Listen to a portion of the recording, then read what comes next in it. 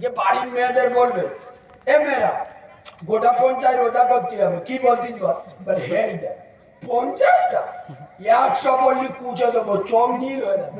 100 রোজা করে দেবো। কত?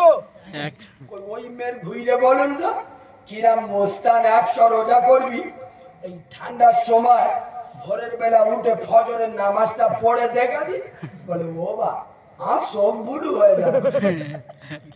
ছকিনা ভাবি নাকি ফজরের নামাজ পড়বে, ছকিনা ভাবির ঘুম ভাই বেলা 9টার সময়, আল্লাহর কি রে আবার আর ভেবে উঠতে পুরো নুসরাত জাহানের খালা তো বোন, ঠিক বলছি না ভুল বলছি?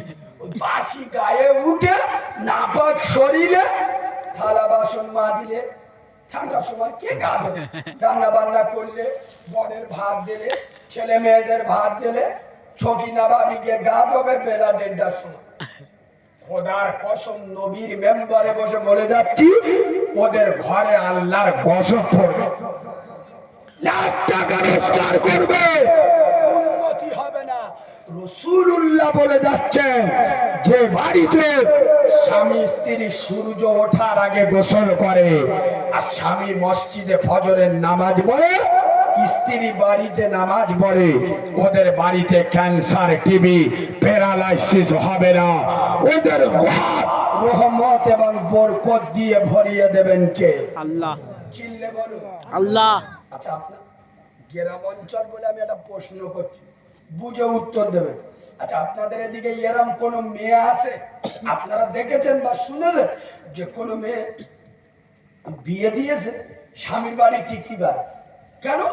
স্বামী মদ খেয়ে এসে অত্যাচার করে, গাঁজা করে, খুব টর্চার করে, টিকতে পারে না, বাবার বাড়ি চলে। এবার এরম আছে না নেই? আছে। কথা বলে না? আছে। আমাদের ওদিকেও আছে, প্রচুর জায়গায় আছে, আছে না নেই?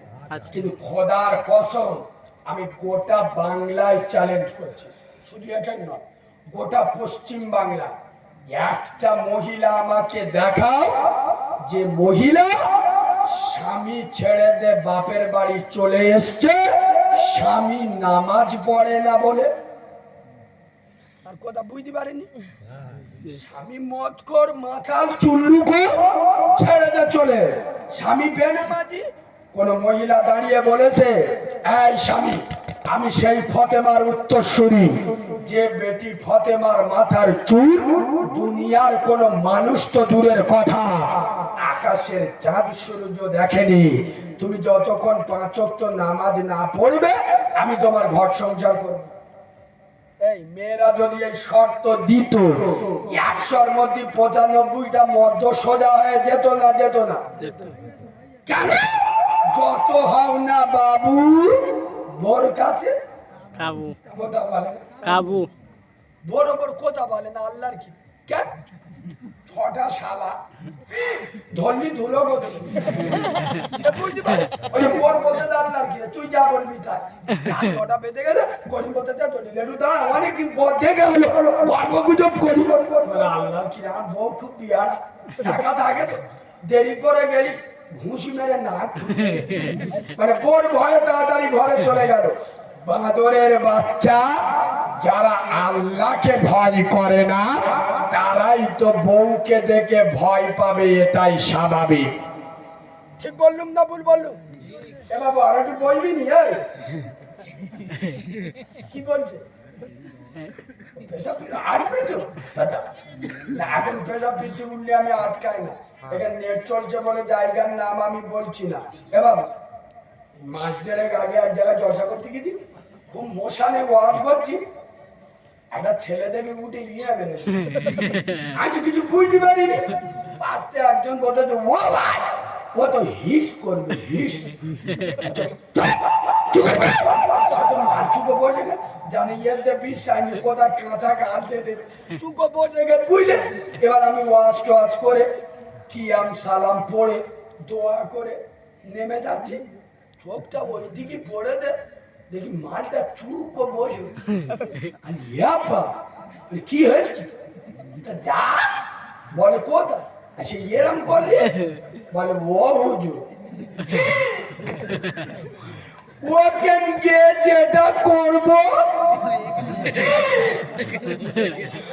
ওকে নিয়ে যেটা করবো সেটা এখানে হয়ে গেছে। আমি সেখানে আর কারোর আটকাই না। এবার সবেন 1:45 আর একটু বলবো নি? আর একটু বলবো? মুরব্বী আব্বারা অসন্তুষ্ট হচ্ছে না না আর একটু বলবো। এদিন সব সময় পাবেন না, খোদার কসম। এইসব মুরব্বীদের দেখলে আমার খুব মায়া লাগে জানেন। আমার বাপের বয়স এই 82 বছর, আর আপনারা জানেন আমার মা মরে গেছে। আমি যেদিন হয়েছি আমার মা মরে গেছে, কসম খোদা, আমি নবীর মেম্বারে বসে বলছি আমার মায়ের স্তনের দুধ এক ফোঁটাও আমি খাইনি। আমার মা আমাকে দেখেনি, আমিও আমার মাকে দেখিনি।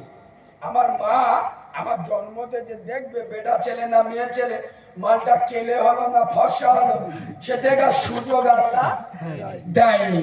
আমার মা খেটুয়ায় উঠে গেল, মরে গেল, আমি এতিম হয়ে গেলাম। খোদার কসম আমার আব্বা বেঁচে আছে, দোয়া করবে আল্লাহ লোকটার হায়াত দিক। আমার দ্বিতীয় মা আপনাদের এই দিককার মেয়ে, খুব ভালো। তো আমার বাপ, কসম খোদা, আমার বাপ এখন 82 বছর বয়স, এখনো পর্যন্ত আমার বাড়িতে স্টেশন প্রায় 2-2.5 কিলোমিটার, সাইকেল চাইলে যা। আমার তো গরম বেশি গো, কথা বলি ফাটাস করে ঝেড়ে দেবে। ওর জন্য কসম খোদা মুরব্বীদের আল্লাহ বেঁচে রাখুন। বলেন আল্লাহ আল্লাহ।